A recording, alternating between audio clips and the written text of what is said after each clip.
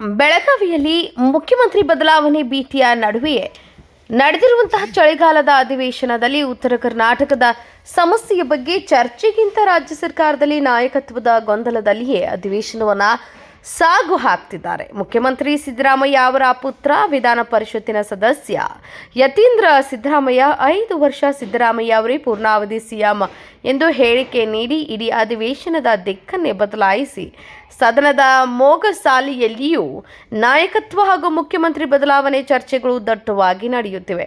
DCM DK Shivakumar ಬಣದ ಶಾಸಕರು ವಿಧಾನಸಭೆಯ ಮೊಗಸಾಲೆಯಲ್ಲಿ ಪ್ರತ್ಯೇಕವಾಗಿ ಚರ್ಚೆ ನಡೆಸಿದ್ದು ತೀವ್ರ ಕುತೂಹಲ ಮೂಡಿಸಿದೆ. ಡಿಕೆ ಶಿವಕುಮಾರ್ ಅವರು ಹೈಕಮಾಂಡ್ ಬಳಿ ಮುಖ್ಯಮಂತ್ರಿ ಸ್ಥಾನಕ್ಕೆ ಬೇಡಿಕೆ ಇಟ್ಟಿದ್ರು, ಆದರೆ ಹೈಕಮಾಂಡ್ ಒಪ್ಪಿಲ್ಲ ಎಂದು ಹೇಳಿದ ತಕ್ಷಣ ಶಿವಕುಮಾರ್ ಆಪ್ತ ಶಾಸಕರು ಪ್ರತ್ಯೇಕವಾಗಿ ಚರ್ಚಿಸಿದ್ದಾರೆ. ಬಿಜೆಪಿ ಸರ್ಕಾರ ಯಾವತ್ತೂ ಕೂಡ ರೈತರ ಪರ ಇರಲಿಲ್ಲ. ಯಡಿಯೂರಪ್ಪನವರು 2008ರಲ್ಲಿ ಮುಖ್ಯಮಂತ್ರಿ ಆದಾಗ ಗೋಲಿಬಾರ್ ಮಾಡಿದ್ರು, ಜ್ಞಾಪಕ ಇದೆಯಾ? ಗೊಬ್ಬರಕ್ಕೋಸ್ಕರ. ಅದಾದ್ಮೇಲೂ ಕೂಡ ರೈತರ ಸಾಲ ಮನ್ನಾ ಮಾಡಲಿಲ್ಲ ಅವರು. ಆಮೇಲೆ 2008ರಲ್ಲಿ ಮ್ಯಾನಿಫೆಸ್ಟೋದಲ್ಲಿ, ಬಿಜೆಪಿ ಮ್ಯಾನಿಫೆಸ್ಟೋದಲ್ಲಿ ರೈತರ ಸಾಲ ಮನ್ನಾ ಮಾಡ್ತೀವಿ ತೆಗಿದ್ರು.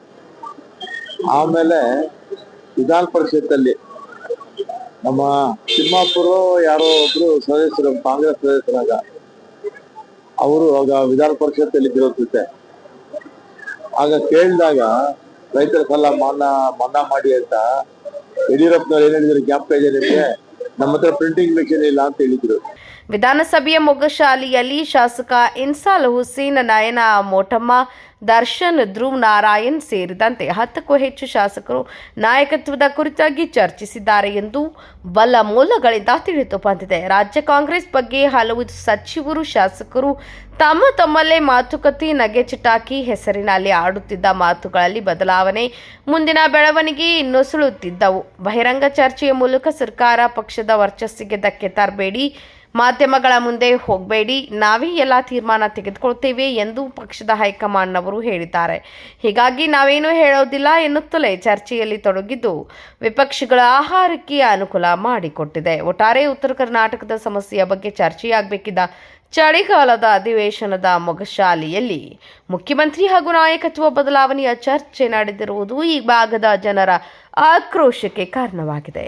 ಸಿಎಲ್ಪಿ ಸಭೆಯಲ್ಲಿ ಎಚ್ಚರಿಕೆ. ಬೆಳಗಾವಿಯ ಹೊರವಲಯದಲ್ಲಿರುವಂತಹ ಪ್ರತಿಷ್ಠಿತ ಹೋಟೆಲ್ನಲ್ಲಿ ನಡೆದ ಕಾಂಗ್ರೆಸ್ ಸಿಎಲ್ಪಿ ಸಭೆಯಲ್ಲಿ ಮುಖ್ಯಮಂತ್ರಿ ಸಿದ್ದರಾಮಯ್ಯ ಎಲ್ಲ ಶಾಸಕ ಸಚಿವರು ನಾಯಕತ್ವದ ಹೇಳಿಕೆಯ ಬಗ್ಗೆ ಎಲ್ಲಿಯೂ ಪ್ರಸ್ತಾಪ ಮಾಡದಂತೆ ಸೂಚನೆ ನೀಡಿದ್ದಾರೆ ಎಂದು ತಿಳಿದು ಬಂದಿದೆ. ಅಲ್ಲದೆ ವಿಪಕ್ಷಗಳು ಮಾಡುವ ಅಸ್ತ್ರಕ್ಕೆ ಪ್ರತಿಯಾಗಿ ಎಲ್ಲರೂ ಉತ್ತರ ಕೊಡಬೇಕು, ಸದನದಲ್ಲಿ ಹೆಚ್ಚು ಶಾಸಕ ಸಚಿವರು ಭಾಗಿಯಾಗಿ ಉತ್ತರ ಕರ್ನಾಟಕದ ಸಮಸ್ಯೆಯ ಬಗ್ಗೆ ಚರ್ಚೆ ನಡೆಸಬೇಕೆಂದು ಆದೇಶ ಹೊರಡಿಸಿದ್ದಾರೆ ಎಂದು ತಿಳಿದು ಬಂದಿದೆ. ನಾನು ಹಾಗೂ ಸಿಎಂ ಸಿದ್ದರಾಮಯ್ಯ ಅವರ ನಡುವೆ ಯಾವುದೇ ಭಿನ್ನಾಭಿಪ್ರಾಯ ಇಲ್ಲ. ವಿಧಾನ ಪರಿಷತ್ತಿನ ಸದಸ್ಯ ಯತೀಂದ್ರ ಸಿದ್ದರಾಮಯ್ಯ ಹೇಳಿಕೆಯ ಬಗ್ಗೆ ನನಗೆ ಗೊತ್ತಿಲ್ಲ. ಹೈಕಮಾಂಡ್ ಸೂಚನೆಯಂತೆ ಕೆಲಸ ಮಾಡ್ತೇವೆ ಎಂದು ಡಿಕೆ ಶಿವಕುಮಾರ್ ಹೇಳಿಕೆಯನ್ನ ನೀಡಿದ್ದಾರೆ. ಯಾವಾಗಲೂ ನಮ್ದು ತಿಳಿಯಿದೆ. ನಾನು ಚೀಫ್ ಮಿನಿಸ್ಟರಲ್ಲಿ ಯಾವ ಥರದ ಭಿನ್ನಾಭಿಪ್ರಾಯ ಹಿಂದೇನೂ ಇಲ್ಲ, ಇವತ್ತೂ ಇಲ್ಲ, ಮುಂದೇನೂ ಇಲ್ಲ. ಅವ್ರು ಏನು ಹೇಳಿಕೆ ಕೊಟ್ಟಿದ್ದಾರೆ ಅನ್ನೋದು ನನಗಿನ್ನ ಅರ್ಥ ಇಲ್ಲ. ಅರ್ಥ ಆಯ್ತಾ? ನಾನು ಅವ್ರ ಹತ್ರ ಮಾತಾಡ್ತೀನಿ.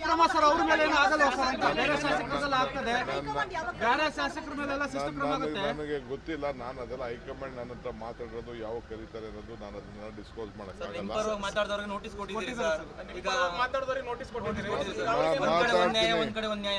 ಖಂಡಿತ ಮಾತಾಡೋಣ.